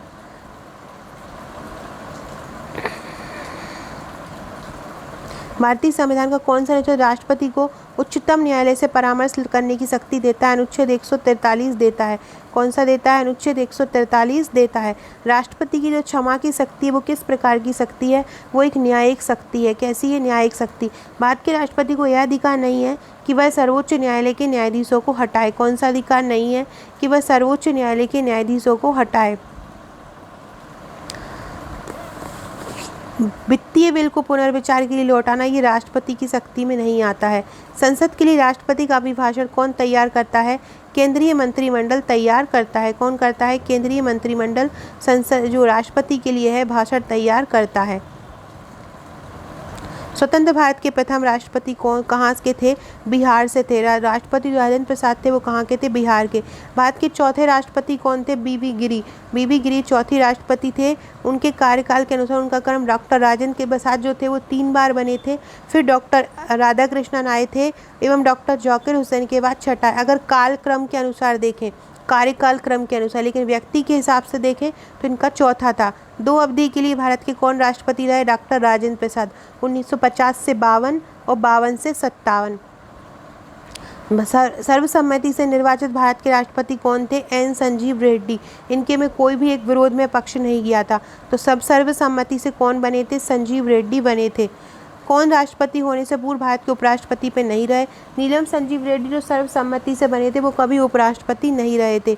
इनका फ़खरुद्दीन अली अहमद कब से कब तक राष्ट्रपति रहे? 5वें रहे थे ये 1974 से 77। एन संजीव रेड्डी 1977 से 82। डॉक्टर जाकिर हुसैन रहे थे 1967 से 69 और बीबी गिरी रहे थे 1969 से 1974 तक रहे थे।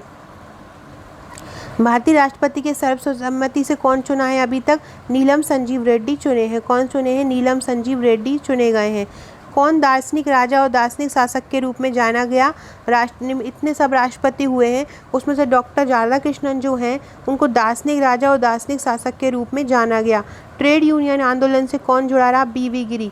बीबी गिरी जो है ट्रेड यूनियन आंदोलन से जुड़े थे। मिसाइल मैन की संज्ञा एपीजे अब्दुल कलाम को दी गई, वो भारत के 11वें राष्ट्रपति थे। एपीजे अब्दुल कलाम कौन से थे? 11वें राष्ट्रपति थे। 2002 से 2007 तक ये रहे थे। इन्होंने त्रिशूल, पृथ्वी, अग्नि जैसी मिसाइलें बनाई थी। किस एक ने राष्ट्रपति के रूप में काम किया था? जो न्यायाधीश थे हिदायतुल्लाह ने किया था, 1969 में किया था इन्होंने।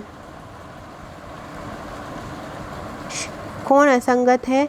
तो जवाहरलाल नेहरू जो थे प्रधानमंत्री थे, बाकी ये तीनों जो थे राष्ट्रपति थे, तो जवाहरलाल नेहरू असंगत होगा। श्रीमती प्रतिभा पाटिल कौन सी राष्ट्रपति के रूप में चुनी गई थी?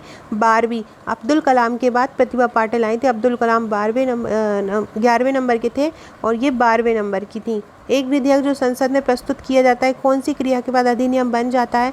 जब राष्ट्रपति अपनी सहमति दे देता है, अनुच्छेद 111 के तहत। किसी भौगोलिक क्षेत्र को अनुसूचित घोषित करने का संवैधानिक अधिकार किसको होता है? राष्ट्रपति को होता है। वह राष्ट्र का प्रतिनिधित्व करता है परंतु राष्ट्र का नेतृत्व नहीं करता। कौन नहीं करता? राष्ट्रपति नहीं करता। भारत के पूर्व राष्ट्रपति में कौन बिहार का राज्यपाल रह चुका है? जाकिर हुसैन बिहार के राज्यपाल रह चुके हैं। राष्ट्रपति भवन का डिज़ाइन किया था एडविन ल्यूटियंस ने किया था। अब हम संसद के बारे में पढ़ते हैं। लोकसभा के लिए चुनाव में निर्वाचित होने के लिए न्यूनतम आयु कितनी है? 25 वर्ष। लोकसभा के बारे में अगर निर्वाचन वयस्क मताधिकार के आधार पर होता है इनका चुनाव। संचालन निर्वाचन आयोग करता है। राष्ट्रपति के निर्वाचन पर नियंत्रण में तैयार नहीं होती है, राष्ट्रपति के निर्देशन में मतदाता सूची निर्वाचन आयोग करता है इसकी मतदाता सूची का काम। लोकसभा चुनाव का कोई प्रत्याशी अपनी जमानत खो देता है यदि उसे वैध मतों का उसकी वैध मतों का 1/6 भाग नहीं मिलता है। लोकसभा का चुनाव का कोई प्रत्याशी अपनी जमानत कब खो देता है? जब उसे वैध मतों का 1/6 नहीं मिलता है। कितना नहीं मिलता है? वैध मतों का 1/6। लोकसभा में राज्यवार सीटों का आवंटन 1971 की जनगणना पर आधारित है। यह निर्धारण किस वर्ष तक रहेगा? 2026 तक रहेगा। 1971 की पे आधारित है। अभी जो राज्यवार सीटों का जो आवंटन है कि लोकसभा में 552 होंगी, राज्यसभा में 245 होंगी, ये किसके आधार पर है? 1971 के आवंटन पर है जो 2026 तक रहेगा। वही किस संशोधन में कहा गया था? जो देखो संविधान के 84वें संविधान हुआ था 2001 में। इसमें अनुच्छेद 81(3) के अनुसार लोकसभा में राज्यसभा सीटों का आवंटन 2026 तक संशोधन न किए जाने का प्रावधान है। भारत के संविधान में लोकसभा के सदस्यों की संख्या अधिकतम कितनी हो सकती है? 552 हो सकती है, जिसमें 530 राज्यों से, 20 संघ शासित प्रदेशों से और 2 एंग्लो इंडियन से हो सकती है। लोकसभा सदस्यों की संख्या 525 से बढ़ाकर 545 किस संविधान संशोधन में की थी? 31वें संशोधन में। 31वें संविधान संशोधन में 525 से सीटें बढ़ाकर 545 कर दी थी। अगला क्वेश्चन है अनुच्छेद 82 के अनुसार लोकसभा सीटों पर राज्यों के मध्य आवंटन किस जनगणना के आधार पर है? 1971 के। किस पे है? लोकसभा में राज्यों को किस आधार पर सीटें दी जाती हैं? जनसंख्या के आधार पर दी जाती हैं। किस राज्य की लोकसभा में अनुसूचित जाति और अनुसूचित जनजाति के लिए आरक्षण नहीं है? कहाँ की लोकसभा में SC और ST के लिए आरक्षण नहीं है? तो मेघालय, अरुणाचल प्रदेश में और जम्मू कश्मीर में, यहाँ पे SC ST के लिए आरक्षण नहीं है। अनुसूचित जाति के लिए लोग कहाँ पे आरक्षण नहीं है?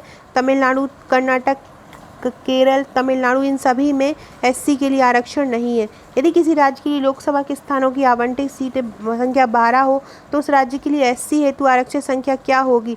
तो ये एक अलग नियम है, ये आपके एग्जाम में नहीं आएगा। ये इसका क्वेश्चन है वो। लोकसभा में एसटी के लिए किस राज्य की सर्वाधिक सीटें हैं? मध्य प्रदेश की हैं, 6 सीटें हैं, और एससी की 4 है मध्य प्रदेश में। लोकसभा में एसटी के लिए सर्वाधिक कौन करता है? मध्य प्रदेश करता है। आंग्ल भारतीय समुदाय के सदस्य मनोनीत शक्ति किसके पास है? राष्ट्रपति के पास है। अनुच्छेद 331 के तहत वो लोकसभा में एंग्लो इंडियन को प्रतिनिधित्व करवा सकता है। अनुच्छेद 331। जो आंग्ल भारतीय समुदाय राज्य विधानसभाओं में कौन सा है? देखो, लोकसभा में तो 331 है और राज्य विधानसभाओं में 333 में आंग्ल भारतीय समुदाय का प्रतिनिधित्व है। ये ध्यान रखिएगा। 323। लोकसभा का कार्यकाल पूरा होने से पहले भंग किसके द्वारा किया जा सकता है? प्रधानमंत्री की सिफारिश पर राष्ट्रपति द्वारा। अब आंग्लो समुदाय का जो नियुक्ति है वो खत्म कर दी है वर्तमान में, ये भी ध्यान रखिएगा। किस संविधान संशोधन में कौन से राज्यों में निर्वाचित होने वाले लोकसभा के सदस्यों की संख्या में वृद्धि करने से संबंधित है? तो जो संविधान संशोधन है 7वां, और उसमें सदस्यों की संख्या 7वां तथा 21वां संशोधन लोकसभा के सदस्यों की संख्या में वृद्धि करने से संबंधित है। लोकसभा में 2 सदस्यों को किसका प्रतिनिधित्व करने के लिए मनोनीत कर सकते हैं? आंग्ल भारतीय, लेकिन अब ये नहीं रहा है, अब इसको हटा दिया गया है। इसके बाद लोकसभा में कम से कम कितने सत्र बुलाए जा सकते हैं? 2 बार, दोनों में 6 माह का अंतर होना चाहिए। लोकसभा का कोरम कुल सदस्य संख्या का 1/10 होना चाहिए। लोकसभा और राज्यसभा में गढ़ पूर्ति है। लोकसभा और राज्यसभा में गढ़ पूर्ति कितनी होती है? तो गढ़ पूर्ति होती है 1/10। लोकसभा में सदस्यों की जो अधिकतम संख्या है वो कितनी है? 550 है। लोकसभा की वर्तमान संख्या कितनी है? 545। आम चुनाव 2009 में 543 निर्वाचन क्षेत्रों में कितने लोकसभा निर्वाचन क्षेत्र राज्यों के थे? तो 530 थे। संघीय क्षेत्रों को कौन प्रतिनिधित्व करता है? लोकसभा और राज्यसभा दोनों प्रतिनिधित्व करते हैं। लोकसभा की बैठक किसके द्वारा समाप्त की जा सकती है? स्थगन द्वारा, सत्रावसान द्वारा, विघटन द्वारा। लोकसभा के सत्र को समाप्त करने की शक्ति किसके पास है? राष्ट्रपति के पास है। लोकसभा का कार्यकाल कितना होता है? तो आपातकाल के दौरान एक बार में 1 वर्ष तक बढ़ाया जा सकता है। उत्तर प्रदेश के बाद लोकसभा में सर्वाधिक सीटें किसके पास है? महाराष्ट्र के पास है। देखो, सबसे ज़्यादा सीटें किसके पास हैं? लोकसभा में उत्तर प्रदेश के पास है 80 सीटें, महाराष्ट्र के पास है 48 सीटें, पश्चिम बंगाल के पास है 42 सीटें, बिहार के पास है 40 सीटें और मध्य प्रदेश के पास है 29 सीटें। बिहार के पास कितनी है? 40 सीटें हैं। तो पहला स्थान संख्या के अनुसार उत्तर प्रदेश का है, तो उत्तर प्रदेश को 80 सीटें हैं। फिर महाराष्ट्र को 48, पश्चिम बंगाल को 42, बिहार को 40 और मध्य प्रदेश को कितनी है? 29। जहाँ तक लोकसभा में प्रतिनिधित्व का कौन सा राज्य दूसरे तथा तीसरे दर्जे पर? अभी मैंने ये बता दिया है कि किसका कितना स्थान है। लोकसभा के लिए राजस्थान के लिए कितनी? राजस्थान के लिए 25 सीटें हैं, जिसमें 4 अनुसूचित और 3 एसटी के लिए हैं। बिहार को कितनी है? बिहार को 40 है। झारखंड को 14, असम को 14। झारखंड और असम में कितने हैं? 14 है। याद रखिएगा, झारखंड और असम में कितने हैं? 14 हैं। छत्तीसगढ़ में 11 सीटें हैं लोकसभा की।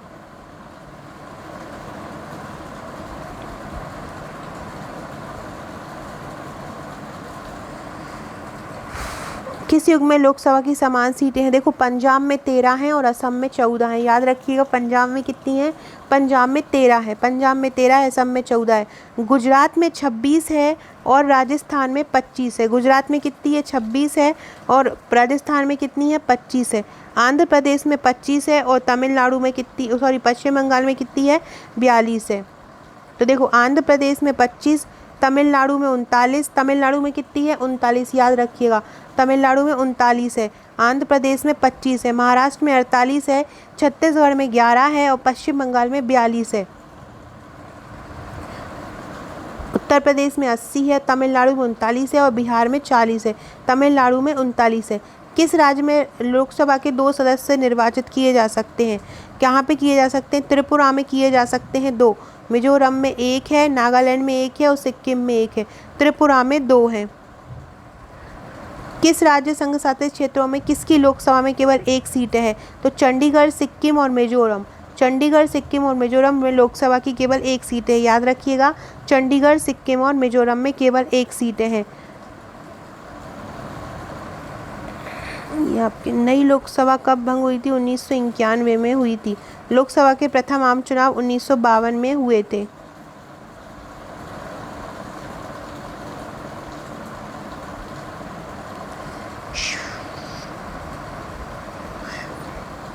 लोकसभा अध्यक्ष अपने कास्टिंग वोट का प्रयोग केवल करते हैं, कब करते हैं? तो तो जब वोट बराबर बराबर होने पर टाई हो जाता है तब इसके थ्रू वो कर सकते हैं, और अनुच्छेद 100 के अंतर्गत ये कर सकते हैं। लोकसभा के प्रथम अध्यक्ष कौन थे? JV मावलकर, गणेश वासुदेव मावलकर थे। प्रथम स्पीकर जिसने लोकसभा में अविश्वास का प्रस्ताव लाया, पहला स्पीकर कौन था जो लोकसभा में अविश्वास का प्रस्ताव लाया था? तो वो थे आचार्य JV कृपलानी सहित विपक्ष संसद द्वारा लोकसभा के प्रथम अध्यक्ष गणेश वासुदेव मावलकर के विरुद्ध अविश्वास प्रस्ताव लाया गया था। तो किसके लिए लाया गया था? गणेश वासुदेव के खिलाफ।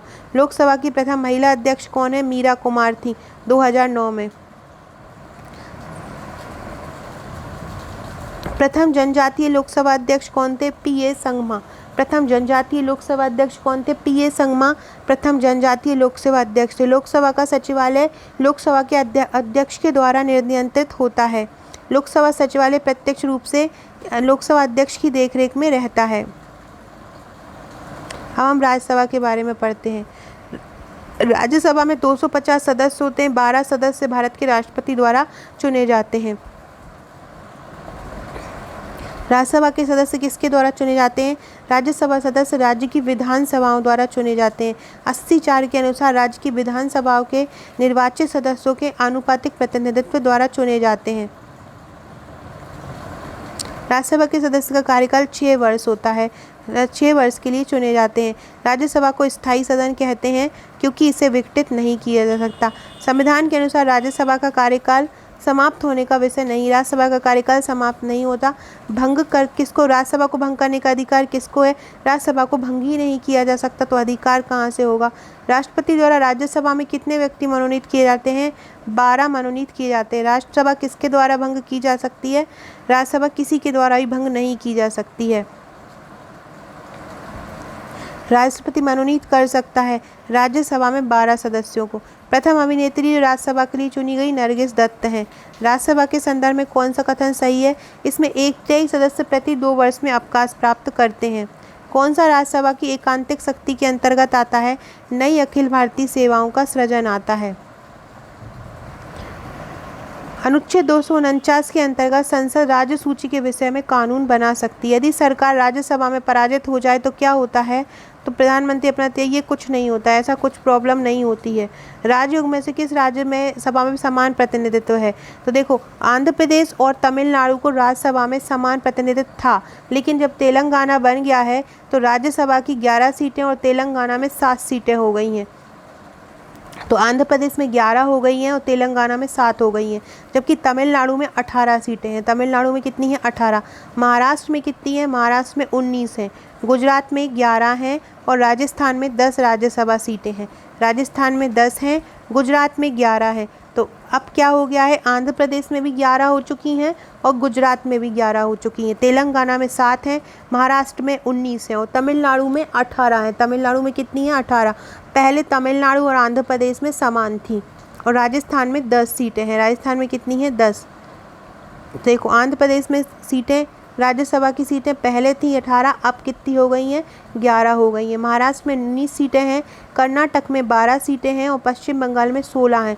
कर्नाटक में कितनी हैं? 12 हैं। याद रखिएगा, कर्नाटक कितनी लगी है? 12। कर्नाटक में 12 हैं और पश्चिम बंगाल में कितनी हैं? 16 हैं।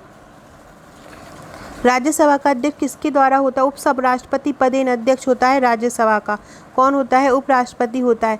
किस सभा का अध्यक्ष उसका सदस्य नहीं होता? राज्यसभा का अध्यक्ष उसका सदस्य नहीं होता है। राज्यसभा के चेयरमैन कौन होते हैं? भारत के उपराष्ट्रपति। राज्यसभा के निश्चित संख्या कितनी है? राज्यसभा की निश्चित संख्या 250 है। चुनाव के लिए अपेक्षित न्यूनतम आयु कितनी है? तो 30 वर्ष है राज्यसभा के लिए।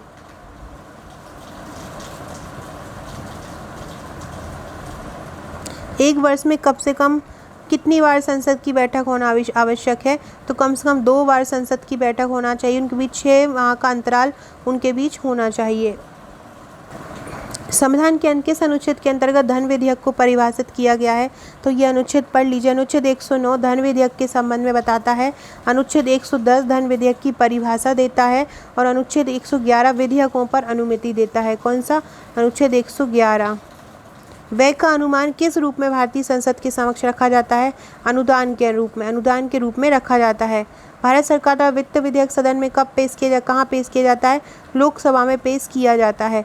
पार्लियामेंट द्वारा 1989 में बने कानून के अनुसार एक नागरिक में वयस्क होने की आयु कितनी है? 18 वर्ष है। कितनी है? 18 वर्ष है वयस्क होने की आयु। प्राक्कलन समिति के सदस्यों का कार्यकाल कितना होता है? 1 वर्ष होता है। और प्राक्कलन समिति सबसे बड़ी समिति होती है। प्राक्कलन समिति कैसी होती है? बड़ी। सर्वोच्च न्यायालय के बारे में पढ़ते हैं। भारत में उच्चतम न्यायालय का गठन किस तिथि में हुआ था? 28 जनवरी 1950। कब हुआ था? 28 जनवरी 1950 को हुआ था। सर्वोच्च न्यायालय की स्वीकृत क्षमता अभी वर्तमान में 25 सर्वोच्च न्यायालय है, 25 उच्च न्यायालय हैं। सर्वोच्च न्यायालय एक होता है, 25 उच्च न्यायालय हैं। सर्वोच्च न्यायालय में एक मुख्य न्यायाधीश के अतिरिक्त कितने न्यायाधीश हो सकते हैं? तो देखो कितने हो सकते हैं। तो सर्वोच्च न्यायालय की स्थापना अनुच्छेद 124 के तहत की गई थी और 124 संसद में उच्चतम न्यायालय में न्यायाधीशों की संख्या मुख्य न्यायमूर्ति के अतिरिक्त 7 होती थी। भारत में उच्चतम न्यायालय के न्यायाधीशों की वर्तमान स्वीकृत संख्या कितनी है? तो देखो 25 है। कितने हैं? 25। भारत में अच्छा न्यायाधीश पूछ रहे हैं तो न्यायाधीश की संख्या है 31। और अभी अगर पूछे तो वर्तमान में कितने उच्च न्यायालय हैं? तो उच्च न्यायालय हैं वर्तमान में 25 और 31 न्यायाधीश हो सकते हैं। भारत में सर्वोच्च न्यायालय की स्थापना किसके द्वारा हुई थी? भारतीय संविधान के द्वारा हुई थी। किसके द्वारा हुई थी? भारतीय संविधान के द्वारा हुई थी। कौन एक सही नहीं है? तो सर्वोच्च न्यायालय गठन 1950 में हुआ था। देश की उच्चतम अदालत है, ये दोनों सही है। इसके बाद सर्वोच्च न्यायालय कोर्ट मार्शल के साथ अन्य किसी भी उच्च न्यायालय की सुनवाई कर सकता है, ये भी सही है। भारत में उच्चतम न्यायालयों में न्यायाधीशों की संख्या में वृद्धि करने की शक्ति किस पे है?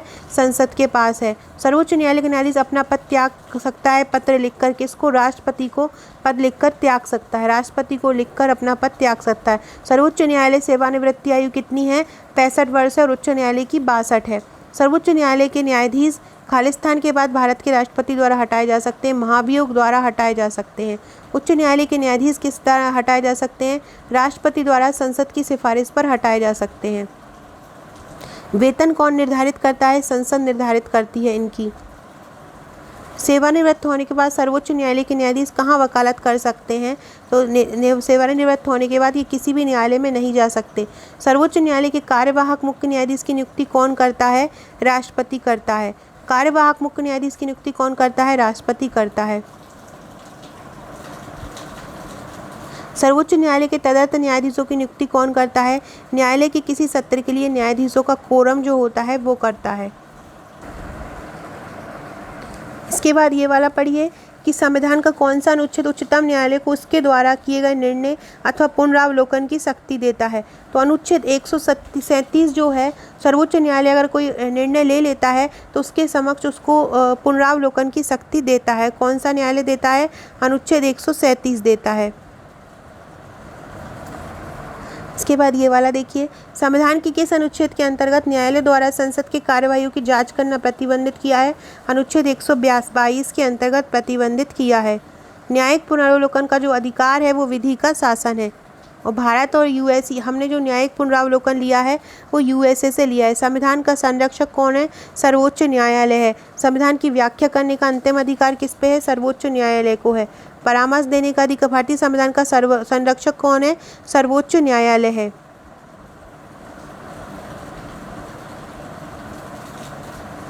उच्चतम न्यायालय में निम्नलिखित में से किसमें पाया कि केंद्रीय अन्वेषण शाखा एक पिंजराबंद तोता है? तो किसमें पाया गया? 2G स्पेक्ट्रम घोटालावाद में पाया गया। कि संविधान संशोधन के बारे में पढ़ते हैं तो संविधान संशोधन के बारे में मिनर्वा मिल्स 1980 के उच्चतम न्यायालय ने यह व्यवस्था दी थी कि अनुच्छेद 43 खा और गा में उल्लेखित राज्य के नीति निर्देशक तत्व 14 और 19 में उल्लेखित मूल अधिकारों की प्राथमिकता संवैधानिक है। ये क्वेश्चन सही होगा। संविधान संशोधन की जो विधेयक को वीटो करने की राष्ट्रपति की शक्ति सहमति देनी होगी, ये किस संशोधन द्वारा छीन ली गई? वीटो की जो शक्ति है वो किस तरह के तहत छीन ली गई थी? 44वां संशोधन के तहत छीन ली गई थी। किस एक का भारतीय संसद के दोनों सदनों द्वारा अलग अलग बहुमत होना आवश्यक है? संविधान संशोधन विधेयक का। किस अनुच्छेद में संशोधन के बारे में बोला गया है? अनुच्छेद 368 संविधान संशोधन के बारे में बताता है। किस अनुच्छेद में संशोधन के बारे में बात की गई है? किस में की गई है? 368 में। संविधान संशोधन की पहल किस में की जा सकती है? किसी भी सदन में की जा सकती है।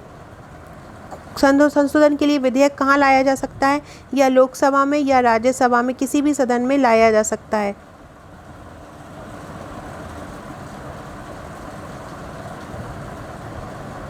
इसके बाद संविधान का प्रथम संशोधन 1951 में आया था, किससे संबंधित था?